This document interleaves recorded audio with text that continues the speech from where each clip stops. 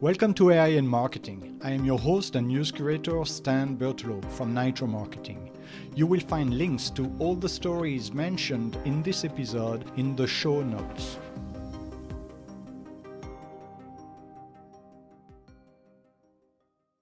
This is Nayesh, your voice for today's headlines. It's Monday, November 3rd. Here is what we are covering.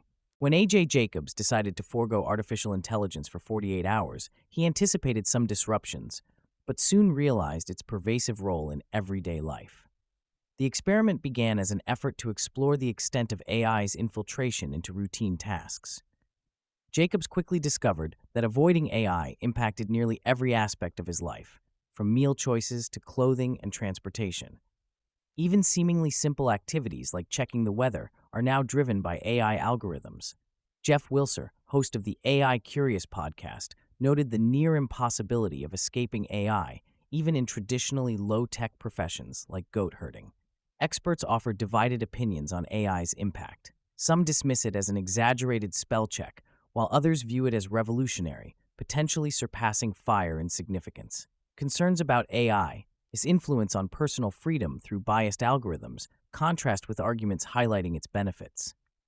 Garrett Winther of NewLab argues that AI subtly enhances life, citing a New York State program that monitors air quality to detect methane leaks. Jacobs faced practical challenges, having to rely on an old shirt and inherited pants to avoid AI-assisted supply chains. His experiment posed a fundamental question: how to define AI? The journey revealed the near-invisible threads of AI woven into the fabric of modern life, challenging the notion of choice and control. Jacobs' exploration underscores the complexity and ubiquity of AI, prompting reflection on its role and impact. His two-day experiment as the No AI guy illustrates the challenge of disentangling from technology that has become integral to everyday existence. From AI's pervasive role to its ethical use, transparency remains crucial. Artificial intelligence is increasingly shaping decisions in various aspects of life, often without transparency. When applying for jobs, AI algorithms can reject candidates based on inferred risks, such as potential workplace behavior or cultural fit, without providing a clear rationale. This opacity extends to other fields. Banks may use algorithms to determine creditworthiness, and some police departments employ predictive policing based on historical crime data. Social media platforms also leverage AI to tailor content, including misinformation, by analyzing user interactions. These systems rely not on individual data, but on patterns drawn from similar profiles, challenging traditional notions of digital privacy. To address privacy concerns, differential privacy has emerged as a solution, allowing data collection while protecting identities by introducing randomness. This method, now common in devices like Apple iPhones, encourages data sharing by safeguarding personal information. However, as AI integration grows, experts argue for collective control over data usage to ensure it serves public interest. The importance of balancing privacy with technological advancement highlights an ongoing debate about the ethical use of AI, urging society to scrutinize how these systems are designed and deployed to protect individual rights. Turning to financial growth, OpenAI's revenue draws significant attention. OpenAI CEO Sam Altman revealed the company's revenue surpasses $13 billion, dismissing IPO speculation during a podcast with Microsoft CEO Satya Nadella. Altman responded to questions about OpenAI's $1 trillion spending plan, emphasizing strong revenue growth and investor interest in shares. He highlighted the company's thriving ChatGPT, AI cloud, consumer devices, and AI for science sectors. Altman mentioned that while an IPO isn't imminent, it could counter critics who doubt OpenAI's financial health. Nadella noted OpenAI's track record of exceeding Microsoft's business expectations. When speculating about future revenue targets, Altman optimistically suggested hitting $100 billion by 2027. However, he clarified that no IPO date or board decision has been set.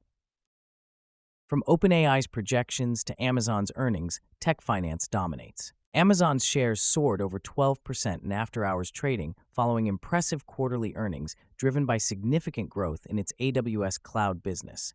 The company reported earnings of $1.95 per share, surpassing Wall Street's $1.57 target with revenue hitting $180.17 billion, above the $177.8 billion forecast. Operating income remained flat at $17.4 billion due to a $2.5 billion FTC fine and $1.8 billion in severance costs. Net income rose to $21.2 billion from $15.3 billion the previous year. AWS achieved $33 billion in sales, a 20% increase, outpacing expectations. Despite facing competition from Microsoft and Google, Amazon's new AI data center suggests it remains competitive in AI infrastructure, with its Trainium chip business growing rapidly. On the competitive front, Nvidia's eye on Huawei signals caution. Nvidia CEO Jensen Huang has issued a stern warning about underestimating Huawei, emphasizing the Chinese company's strength in 5G and chip development.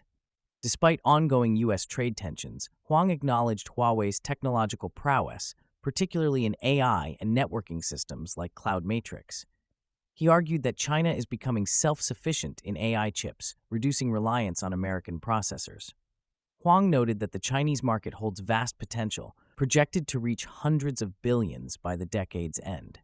While Nvidia remains a leader in the chip race, Huang stressed the importance of respecting competition and not being complacent. He added that China's advancements in AI technology should not be overlooked, as they signal a shift toward greater self-reliance.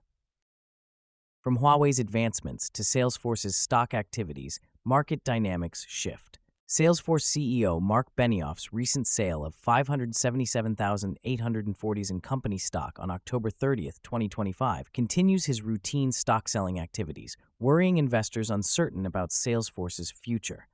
He sold 1,644 shares at prices between $250 and $258.93, while the stock traded at $260.42.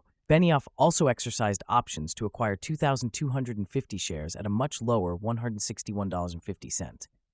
This move is part of a pre-arranged trading plan from January 2025. Despite Salesforce's robust financial health, with a perfect Piotrowski score of 9, its stock fell 24% this year.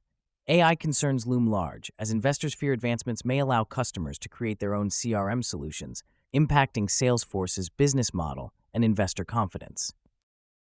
As Salesforce navigates AI concerns, Apple prepares its next hardware leap. Apple plans to release its M5-powered MacBook Air in spring 2026, expanding its lineup of devices featuring the new chip.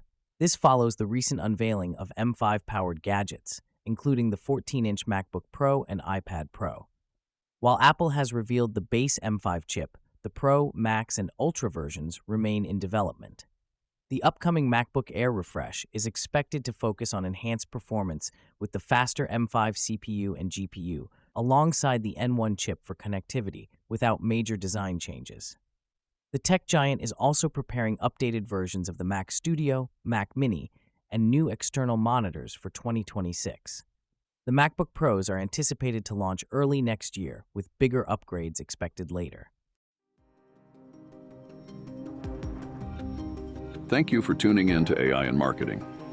If you want to learn more, check out the episode description. Be sure to subscribe on your favorite podcast platform so you never miss an episode. Contact us to learn how to launch your own AI-generated podcast at nitromarketing.com. That's NYTRO marketing.com. See you tomorrow for more AI and tech news.